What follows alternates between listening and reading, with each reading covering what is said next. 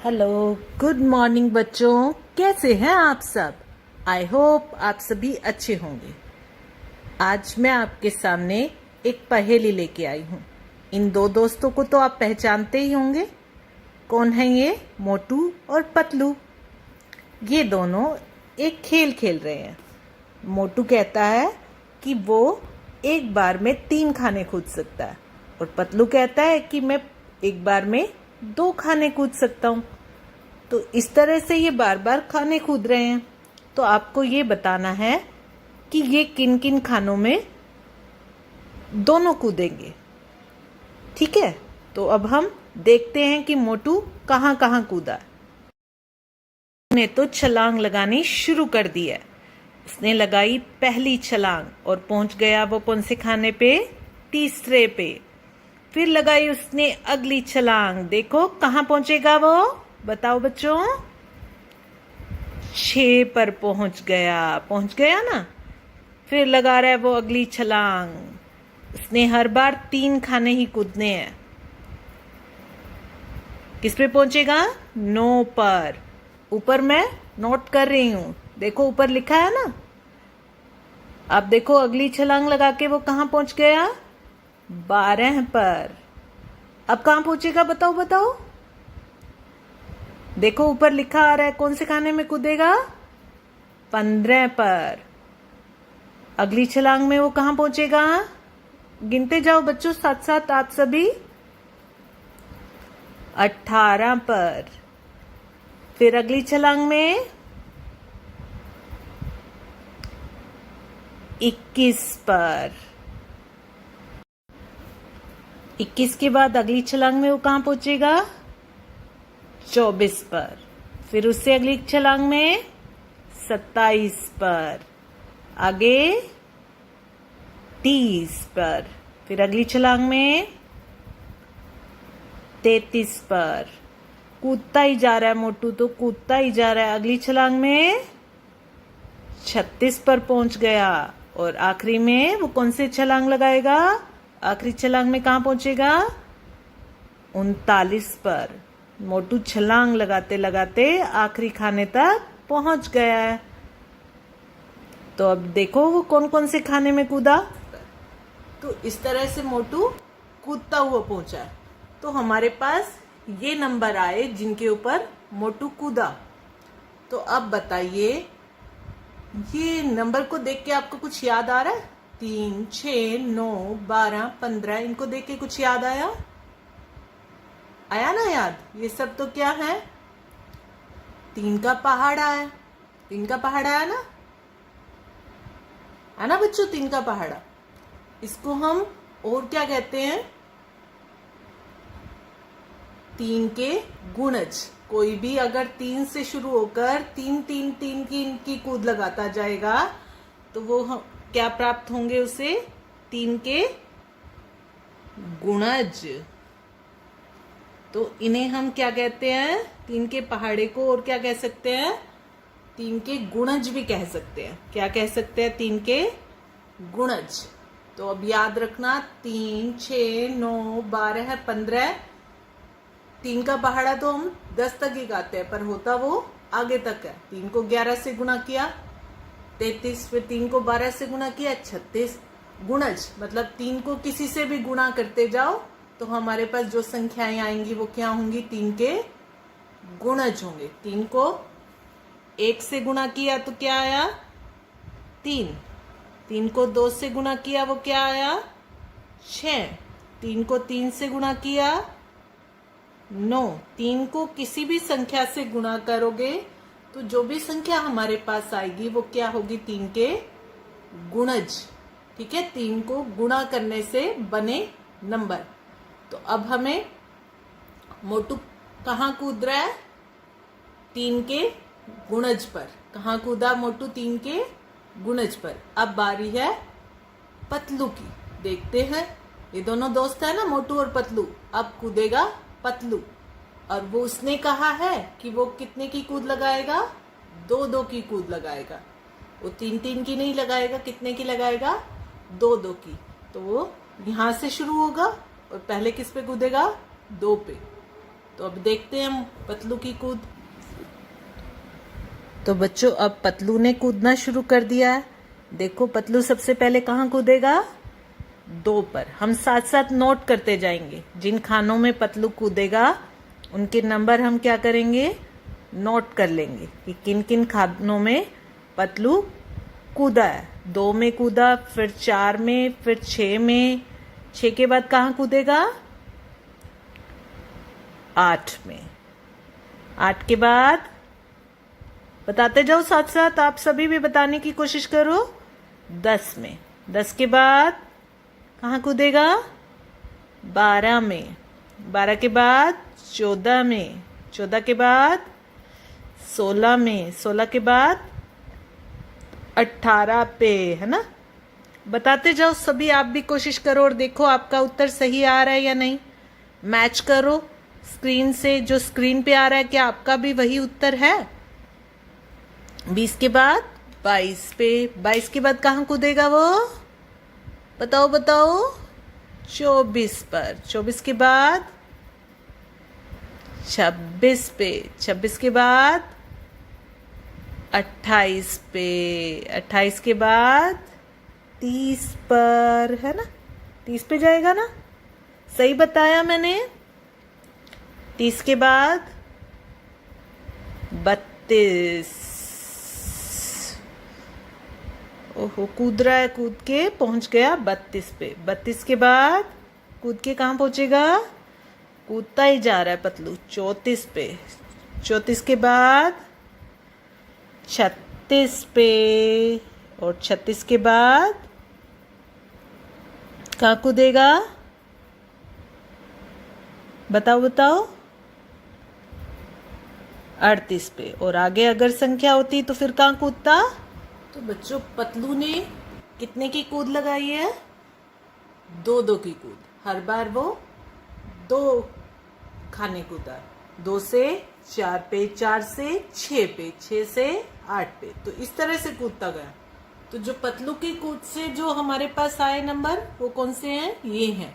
तो ये किसके गुणज हुए? बताओ।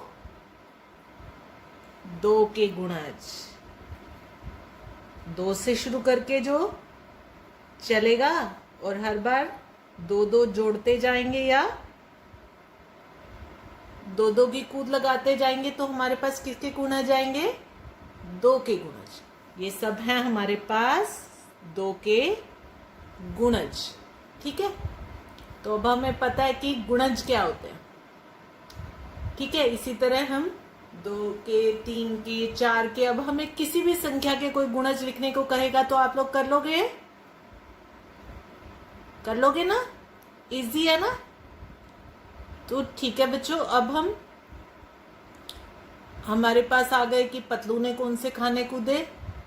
तो वो होते हैं, वो हुए 2 के। तो बच्चों अब आप जानते हैं कि जिन खानों में मोटू कूदा है वो क्या है? 3 के गुणज। 3 के गुणज। और जिन खानों में पतलू कूदा है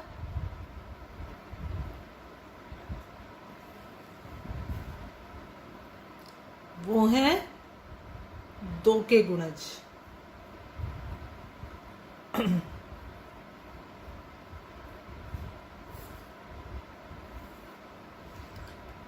ठीक है, तो अब कुछ खाने ऐसे हैं जिनमें मोटू और पतलू दोनों कूदे हैं। देखे किस किस खाने में? 3 पे मोटू कूदा है, पतलू नहीं कूदा, तो इस पे तो नहीं कूदे दोनों। 4 पे पतलू कूदा, मोटू नहीं कूदा। फिर 6 पे मोटू भी कूदा है और पतलू भी। देखो 6 पे मोटू भी कूदा और पतलू भी, दोनों इस खाने पे कूदे हैं। ठीक है, तो जिस जिस पे वो दोनों कूदे हैं उसको हम गोला लगा लेते हैं। ठीक है, फिर उसके बाद 8 है, 8 पे मोटू नहीं कूदा। 10 पे मोटू नहीं कूदा। 12, 12 पे मोटू भी कूदा और पतलू भी, तो उसको भी हम गोला लगा ले। 12 पे ये दोनों कूदे, ठीक है। फिर उसके बाद 14 है, 14 पे पतलू कूदा, मोटू नहीं है ऊपर। 16 नहीं है। 18 है, 18 पे मोटू भी कूदा, पतलू भी कूदा। फिर 20 नहीं है ऊपर। 21, 22 नहीं है, सेम नहीं है ना। तो उसके बाद है 24, 24 पे मोटू भी कूदा और पतलू भी।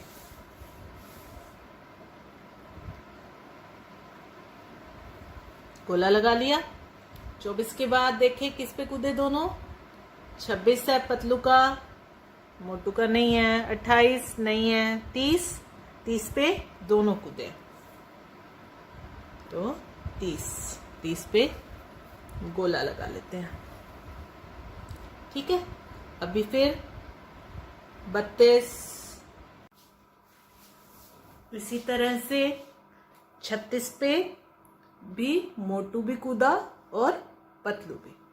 तो अब वो कौन कौन से खाने हैं जिसपे दोनों कूदे हैं। 30 पे और फिर 36 पे, तो 6 पे दोनों कूदे हैं, है ना। 12 पे दोनों कूदे हैं। 18 पे, 24 पे, है ना, और 30 पे और 36 पे। तो जिन पे दोनों कूदे तो उसको हम क्या बोलते हैं। ये है 3 के गुणज और ये है 2 के गुणज, और इसको हम बोलेंगे साझा गुणज। 2 और 3 के साझा गुणज। किसके। 2 और 3 के। 2 और 3 के साझा गुणज कौन कौन से हैं। 6, 12, 18, 24, 30, 36, और इससे आगे भी बहुत सारे होंगे। अगर ये हमारी गिनती और आगे होती तो आगे भी बहुत सारे ऐसी सीढ़ियां होती जिसपे। तो यदि हमें ये बताना हो कि वह छोटे से छोटा खाना नंबर कौन सा है जिसमें मोटू और पतलू दोनों कूदे, तो वह कौन सा होगा। सबसे पहले वो कौन से खाने में कूदे हैं। 6 पे, तो 6 आ जाएगा।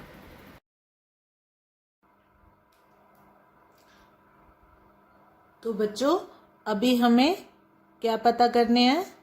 साझा गुणज।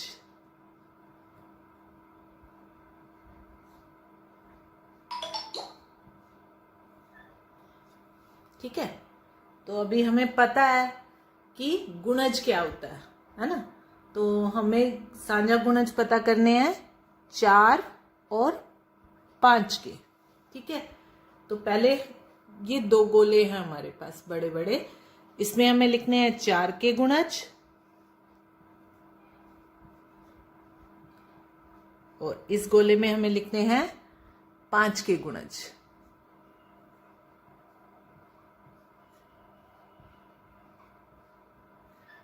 ठीक है। तो 4 के गुणज अभी सभी को आते हैं, मतलब 4 को किसी भी संख्या से गुणा करके जो हमारे पास आएगा वो क्या होंगे। 4 के गुणज। 4 को 1 से गुणा किया 4, 4 को 2 से किया 8, 4 को 3 से किया 12 है, 4 को 4 से किया 16 है, 4 को 5 से किया 20, 4 को 6 से किया 24, 4 को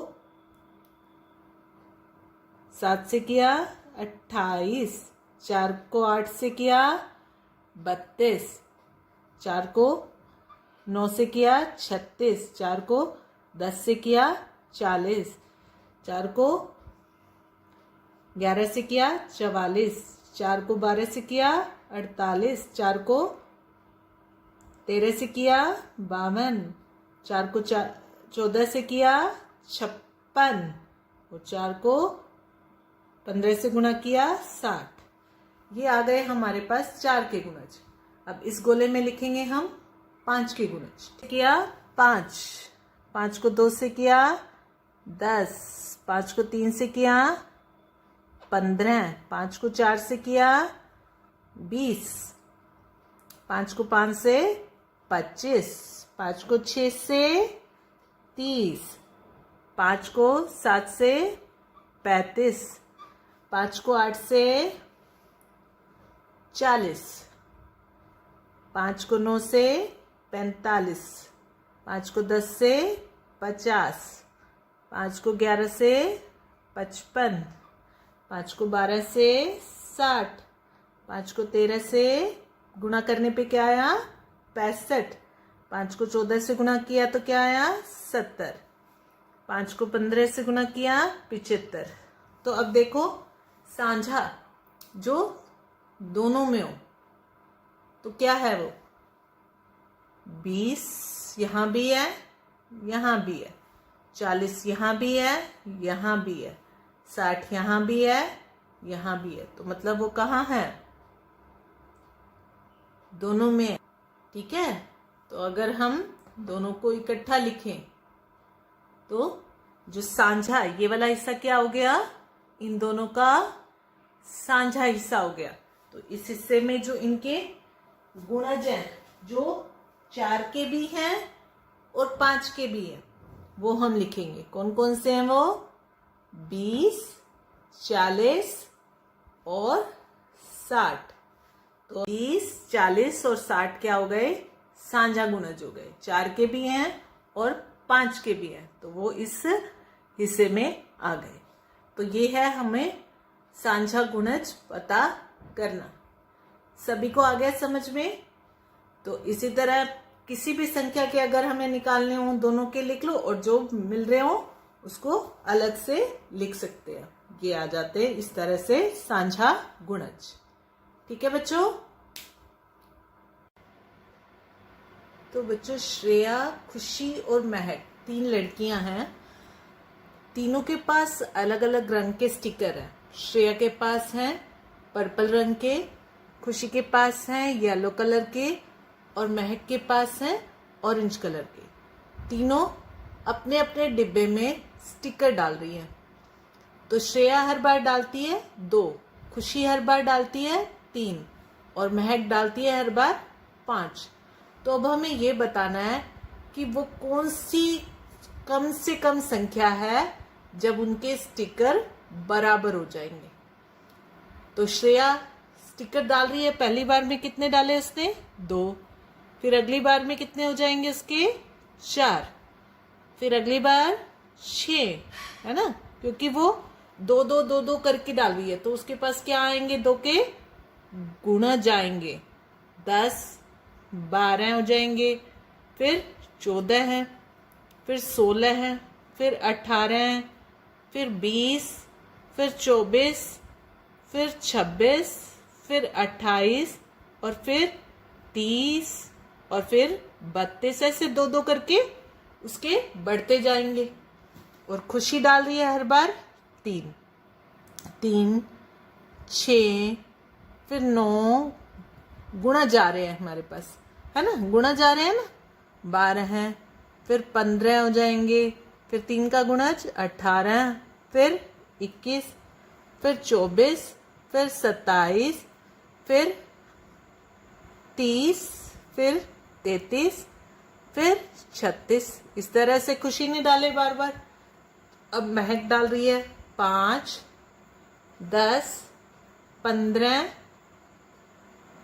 20 25, 5 के गुणा है ना, 30 35 40 45 50। क्या कभी इनके स्टिकर बराबर हुए अभी तक? देखो ध्यान से, देखो 30 स्टिकर श्रेया के भी हुए हैं, खुशी के भी हुए हैं और महक के भी हुए हैं। तो इससे पहले इनके स्टिकर कभी बराबर नहीं हुए, नहीं है ना। तो इसका मतलब 30 क्या हो गया, इनका क्या होगा साझा गुणज। और वो ही 30 स्टिकर होने पर तीनों के बराबर हो जाएंगे, तीनों के बराबर, है ना।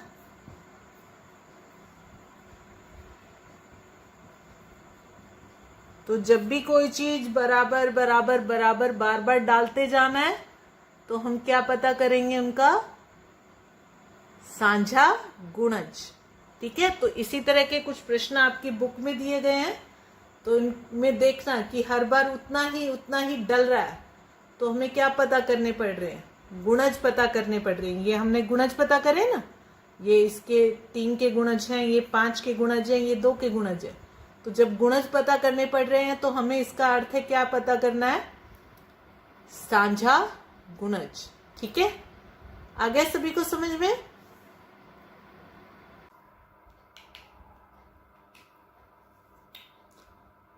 तो बच्चों अभी आप गुणज को जान गए हो। गुणज क्या होता है, किसी भी संख्या को अगर हमें 2 के गुणज पता करने हैं तो उसको किसी भी संख्या से गुणा करें तो जो हमें संख्या प्राप्त हुई ये क्या है, एक गुणज है। ये भी क्या है, एक गुणज है। 2 के गुणज, 2 को 4 से गुणा किया तो 8 भी क्या है, एक 2 का गुणज है। ये सारे क्या आ रहे हैं हमारे पास, 2 के गुणज। ये अगर गुणज हैं तो ये 2 और 4 ये क्या है, इन्हें हम क्या कहेंगे, इन्हें हम कहते हैं गुणनखंड। क्या कहते हैं बच्चों, गुणनखंड। इनसे ये बना है तो ये क्या है, इसके खंड। खंड माना टुकड़े, गुणा के टुकड़े हैं ये, इसके गुणा के टुकड़े। ठीक है बच्चों, ये हैं गुणा के इसके टुकड़े। तो 2 और 4, 2 और 4 8 के, 2 और 4 8 के गुणनखंड है। क्या है, गुणनखंड। गुणनखंड है। ठीक है, इसी तरह 6 के गुणनखंड क्या हुए, 2 और 3। 6 के गुणनखंड 2 और 3 6 के गुणनखंड है। ठीक है बच्चों, खंड, खंड माना उसके टुकड़े। ठीक है, आ गया। मंथन के पास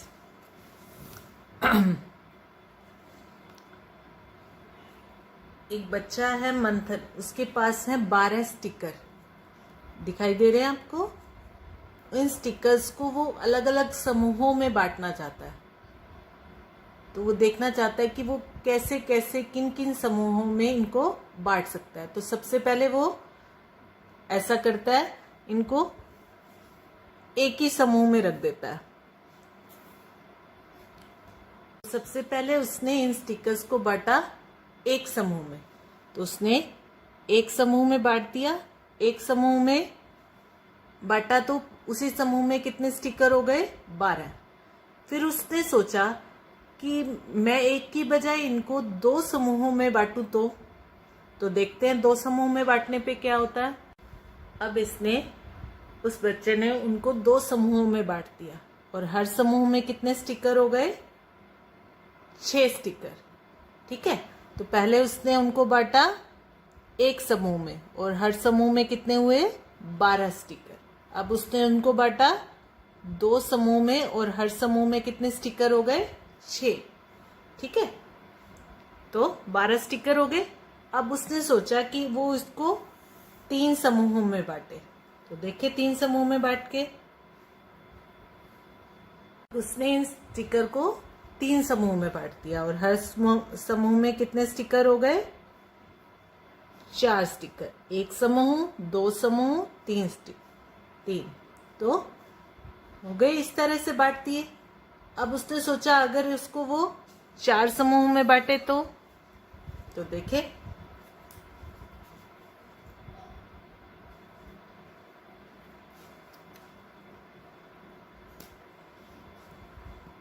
4 समूह में बांट दिया अब उसने, तो हर समूह में कितने स्टिकर हो गए, 3।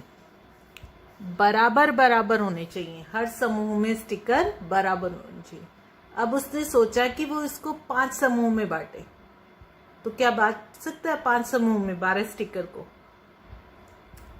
नहीं बांट सकता ना। 5 में बांटेगा तो हर समूह में अगर 2 ले ले तो 5 दूनी 10 और 2 स्टिकर बच जाएंगे, तो 5 में तो नहीं बांट सकता। फिर उसने सोचा कि 6 में बांटता हूं, तो देखिए 6 में उसने उसको 6 के समूह में बांट दिया, तो कितने हो गए? हर समूह में 2, तो बट गए। 7 के समूह में बांट पाएगा? नहीं बांट सकता ना। एक समूह में तो हो जाएंगे 7 और दूसरे समूह के लिए कितने बचेंगे? 5, तो बराबर के समूह नहीं बनेंगे। 8 में भी नहीं बांट पाएगा, 9 में भी नहीं, 10 में भी नहीं, 11 में नहीं। अब उसने बना दिए 12 समूह और हर समूह में कितनी चीजें हैं? 1, तो ये बन गया एक और बंटवारा। तो इस तरह से वो इनको बांट सकता है।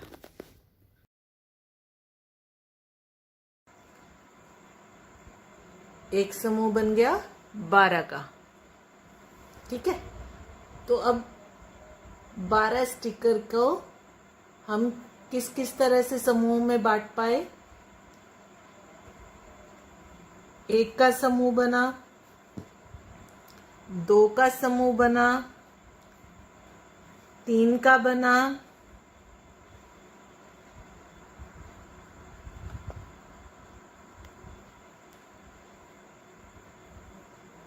4 का बना एक समूह, है ना,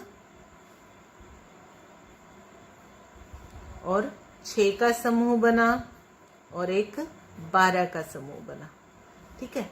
तो हम 12 चीजों को इन समूहों में बांट सकते हैं, उसके खंड कर सकते हैं।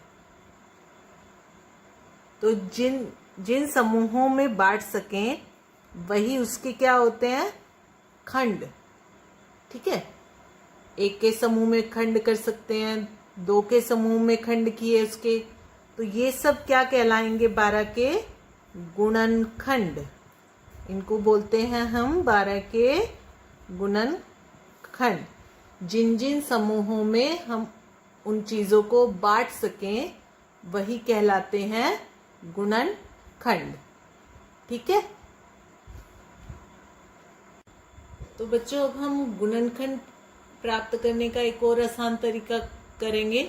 गुणनखंड वृक्ष बहुत ही आसान है। कोई भी संख्या जिसके हमें गुणनखंड पता करने हैं, जैसे कि हमने लिया 72, इसके हमें गुणनखंड बनाने हैं, तो उसके लिए हम क्या करेंगे? किस पहाड़े में आता है ये? 8 के पहाड़े में। कहाँ पे? 9 पे। 8 9 72, ये इसके खंड हो गए। 72 के हमने खंड कर दिए 8 और 9, 8 9 72। फिर 8 किस पहाड़े में आता है? 4 के पहाड़े में। 4 दूनी 8। कोई भी याद आए आपको। आप 72 के लिए कोई और भी ले सकते थे, 12 छिक 72 भी ले सकते थे। कोई भी पहाड़ा जो आपको याद आए वही लेके आप चल सकते हैं। 9 के लिए, 9 किस पहाड़े में आता है? 3 के में। 3 तिया 9। फिर 3 अपने अलावा किसी और पहाड़े में आता है? अपने या 1 के पहाड़े में आता है। तो उन दोनों को हमें नहीं लेना है, ना 1 का पहाड़ा ना 3 का पहाड़ा। जिस खुद के पहाड़े और 1 के पहाड़े को छोड़ के अगर किसी और पहाड़े में वो संख्या आती हो, तो 3 नहीं आता, 2 भी नहीं आता, ये 4 आता है। 2 दूनी 4, ठीक है। तो ये हो गए 4 गुणनखंड। अब 2 सिर्फ अपने पहाड़े में आता है या 1 के पहाड़े में, ये 2 भी या अपने पहाड़े में या 1 के पहाड़े में। तो अब ये बन गए हमारे पास 72 के गुणनखंड। 72 के गुणनखंड क्या होंगे? जिस जिस भी नंबर के ऊपर शाखा नहीं है, आगे उसके कोई शाखा नहीं निकली है, उनको हम लेंगे। ये 3, ये वाला 3, ये 2 और ये वाला 2। बाकी सब और भी है कोई जिसकी शाखा ना हो? ध्यान से देखो, ये वाला 2। तो ये हो गए 72 के गुणनखंड। तो इसी तरह आप किसी भी संख्या के गुणनखंड प्राप्त कर सकते हैं।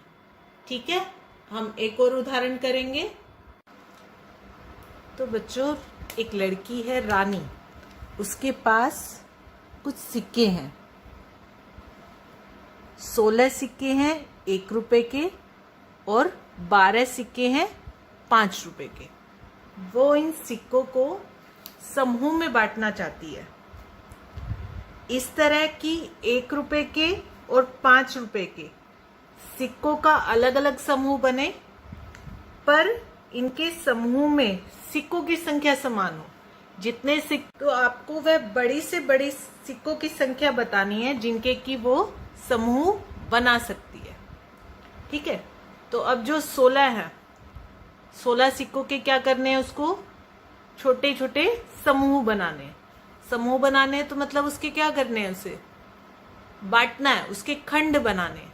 खंड बनाने हैं ना। और 12 सिक्कों के भी इसी तरह से खंड बनाने हैं। तो जब खंड बनाने हैं तो हमें क्या पता करने पड़ेंगे? गुणनखंड। और हम गुणनखंड प्राप्त करने का एक तरीका, गुणनखंड वृक्ष, हम सीख चुके हैं, उसी का हम प्रयोग करेंगे। पहले 16 के गुणनखंड प्राप्त करेंगे हम। 16 किसके पहाड़े में आता है? 2 के 2 8 16, ये इसके गुणनखंड हो गए। अब 2 सिर्फ अपने पहाड़े में आता है या 1 के पहाड़े में, तो इसके अब खंड नहीं बनेंगे। 8 2 चौके 8, तो इस 2 के नहीं बनेंगे। 4 के 2 दूनी 4। तो इस तरह से 16 के हमारे पास गुणनखंड क्या आ गए? जिस जिस गोले के ऊपर कोई शाखा नहीं है तो वो लिखेंगे हम। ये वाला 2, ये वाला 2, ये 2 और ये 2। 4 बार 2 हो गया। ठीक है, इसी तरह हम 12 के गुणनखंड बनाएंगे। तो किसके पहाड़े में आता है? 3 के में। 3 चौक 12। अब 3 सिर्फ अपने पहाड़े में आता है या 1 के पहाड़े में, तो इसके आगे गुणनखंड नहीं बनाएंगे। 4 के बनाए, 2 और 2। तो इस तरह हमें 12 के गुणनखंड भी प्राप्त हो गए। 3 2 2, 3 2 2। अब हमें क्या करना है? इनके जो समूह हो उसमें सिक्कों की संख्या समान होनी चाहिए। तो अब हम इनके क्या पता करेंगे? साझा गुणनखंड। जैसे हमने साझा गुणज पता किए थे, उसी तरह हमें पता करने हैं साझा गुणनखंड। तो अब ये जो 16 के नीचे ही हम 12 के गुणनखंड भी लिख देंगे। 3 2 2।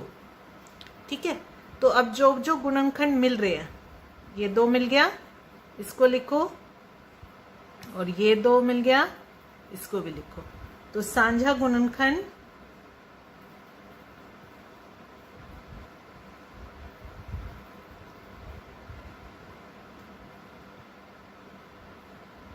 क्या हो गया? 2 दूनी 4। तो अगर वो इन साझा गुणनखंड इनका क्या हो गया? 4। तो अगर वो 4 4 के समूह में इन सिक्कों को बांटेगी तो बराबर के सिक्के होंगे हर समूह में। तो अगर हम बांट के देखना चाहें तो बांट के भी देख सकते हैं। बांटे,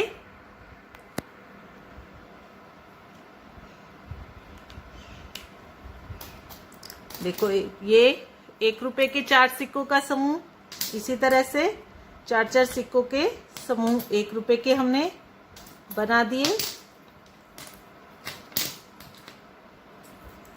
4 और ये हो गए 4, हर समूह में 4 4।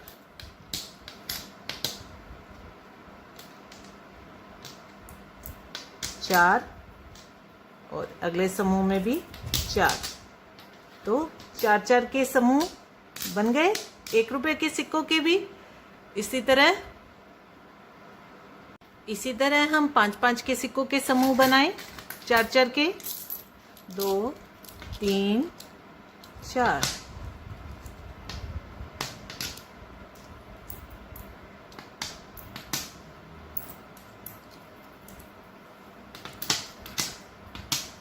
बन गए। तो इस तरह से आप बना सकते हैं। ठीक है बच्चों, तो आपकी बुक में कुछ ऐसी समस्याएं दी गई हैं, उनके हल आप। तो बच्चों बाय।